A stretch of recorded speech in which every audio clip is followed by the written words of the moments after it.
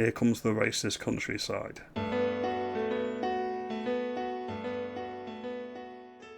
Good morning, I hope everyone's well today. Thank you for watching as always.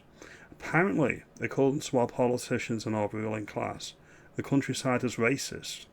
And we did make a video on this last year, and this is part of a broader trend, which we're going to get into. You'll notice that Sutia Kia, he was very, very eager to tell us that diversity wasn't always a strength, and we were going to get deportations before the general election. Since then, we've had neither. And now we're going to get into what's going on here. We've had this report here, diversity drives to make Britain's countryside more welcoming to minorities, as report found it was too white and too middle class. That's one angle, and another angle is countryside to be made less white, as report finds pubs make Muslims feel unwelcome. Leave. Problem solved. Problem solved. Now, last year there was a report out from the University of Leicester, which I'm going to go into in a moment. But first of all, this is from Spikes. The UK government's plan to diversify the English countryside are beyond insulting. Apparently pubs, dog walking and an abundance of English food are telltale signs of racism and must be eradicated. This is a culture war. Not quite, Hugo, not quite. It's part of it, but that's not quite the full picture. So let me get into this now. Racist abuse is often tolerated, even normalised in the English countryside. This is according to the University of Leicester from last year, with many incidents going unreported by victims, according to a new report. Researchers from the University of Leicester spoke to 115 people, nice large sample size there, and 20 community groups over 2 years for their rural racism report. The report said that most participants felt racism in the rural countryside is getting worse, pointing to a tight-knit communities, isolation and low levels of visible diversity as key. You could argue the other side. There's a place down in London currently called Banglatown, primarily Bangladeshi. Not very diverse at all. You could call that out, but no, it's only racism if it's the white man. But the Countryside Alliance, a campaign group for rural communities, said that any suggestion of racism was more pronounced in the countryside is not supported by the evidence. I completely agree with that. Now, that was from last year, and then a year before, I think it was 2024, a report finds racism in rural settings. A coalition of conservation and environmental groups has claimed that the UK countryside is a racist colonial space in a submission to the House of Commons. Wildlife and Countryside Link, a charity umbrella group whose members include the RSPCA, the World Wildlife Fund, the WWF, not the wrestlers, and National Trust, made the claim in evidence provided to Parliament on racism and its influence on the natural world. MPs heard how racist colonial legacies had influenced British wildlife spaces dominated by white people. Yeah, white people in a white country, that's the problem. Top banana to these academics, that's what I would say. The report was submitted to MPs with all-party parliamentary group for race and community, which called for evidence on the links between systemic racism and climate change. There we go. Now, what's this got to do with what's come out over the past 2 days? Well, these are Quangos, these are non-government organisations, arm's length, and they deliver reports like this for a predetermined outcome. The predetermined outcome is Britain's evil, Britain's colonial, Britain is racist, Britain is too white. That is the outcome that they want to present. That is their task. And what that does, it manufactures consent, because the normie will look at these reports or look at the headline and go, oh, well, they are the academics, they must be right. They're in positions of power, they must be right. And then what happens is you get government reports. They actually use our money to perpetuate the myth and to make a government policy, which is what's going on here. And it's all predetermined, alright? It's all predetermined. This is the direction they've decided that we're going in. So we're going to get into what Spike said about this now. This is regarding a government report. This came out yesterday or today, and it was actually approved under the last Tory government, so the Tories are to blame for this nonsense. It is now official government policy to make the countryside less white. According to the Telegraph, the Department for Education, Food and Rural Affairs plans to subject rural England to a new diversity plan, otherwise known as Operation Scatter, which I'll get to in a minute.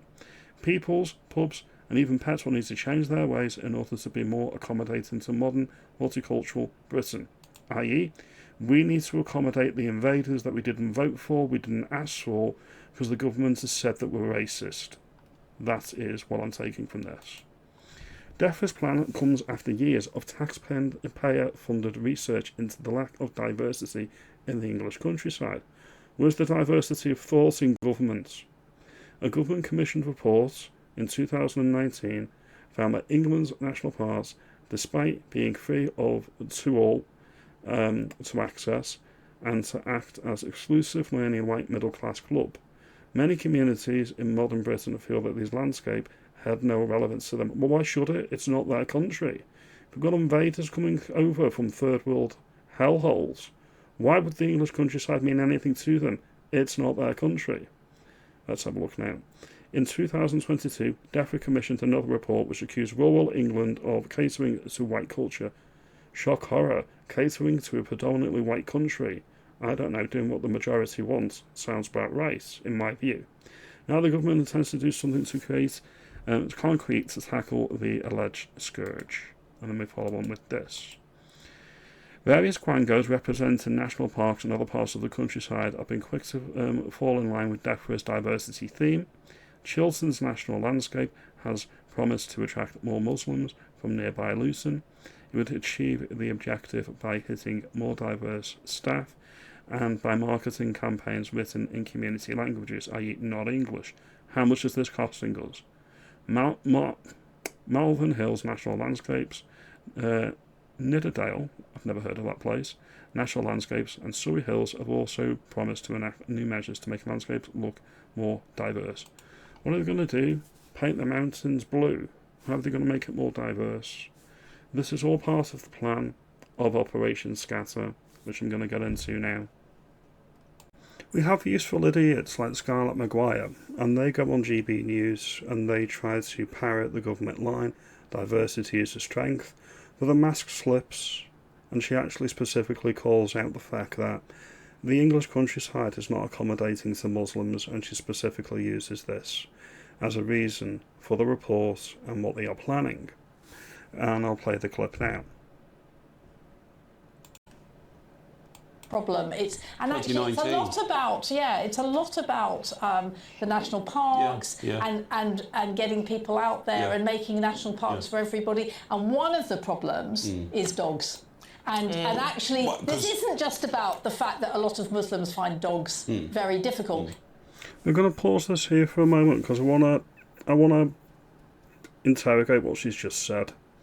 By making the country inclusive, we have to make the country less inclusive for the native population. Many people in this country do not like dogs. Many people in this country don't like cats. Many in this country don't like pets in general. But they're not demanding that people get rid of the pets, make areas exclusively for people and not animals. There's a particular push for a particular religion, and you need to ask why that is. And you need to interrogate what the intentions are.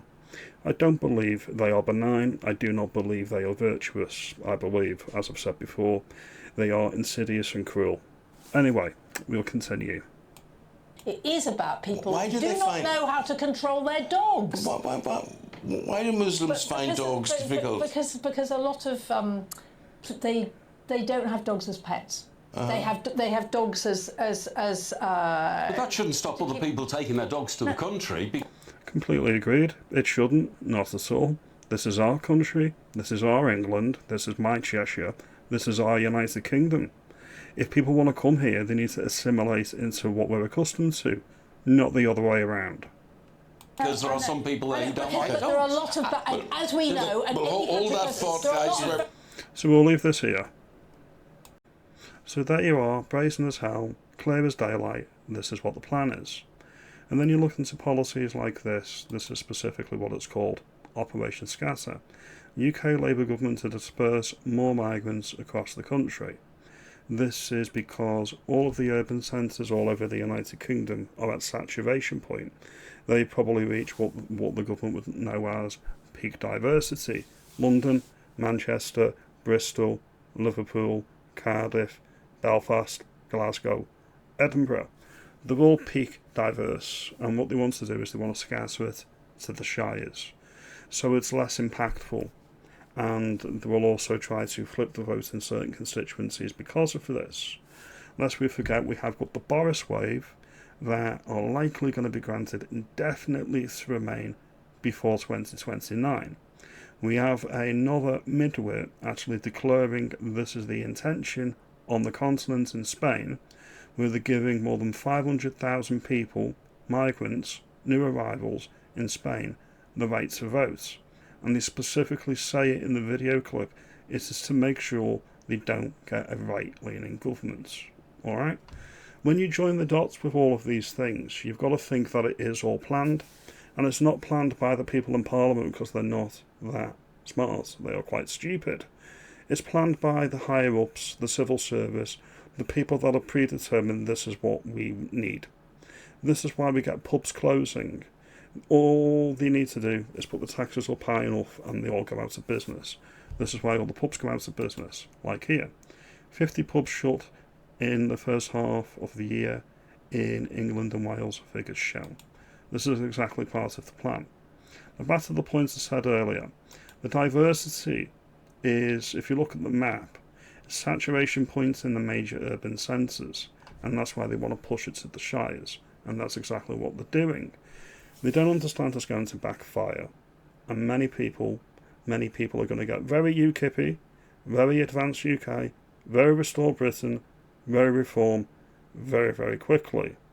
When the lefty politicians on the continent tell you what the plan is, believe them. Personas migrantes y racializadas, que por favor no nos dejen solas con tanto facha. Y claro que sí queremos que voten, claro que sí, hemos conseguido papeles, regularización ya, y ahora vamos a por la nacionalidad o a cambiar la ley para que puedan votar, por supuesto. Ojalá, teoría del reemplazo, ojalá podamos barrer de fachas y de racistas este país con gente migrante, con gente trabajadora. Claro que yo quiero que haya reemplazo, reemplazo de fachas, reemplazo de racistas, reemplazo de vividores, y que lo podamos hacer con la gente trabajadora de este país, tenga el color de la piel que tenga, sea china, We'll leave this here because I don't really like rabid leftists shouting at me, but when they say what they're going to do, when they show their true colours, believe them, believe their cruel intentions. That would be my advice. We'll end this here. They're not as smart as British politicians that try to hide it, and this is what you need to do. You need to think of what the actual intentions are behind a policy and realise it's been in motion for years, if not decades, and we need to resist it. Now, if you like this video and you think I'm onto some good points, make me aware, like and subscribe, and I'll see you in the next video. Peace out.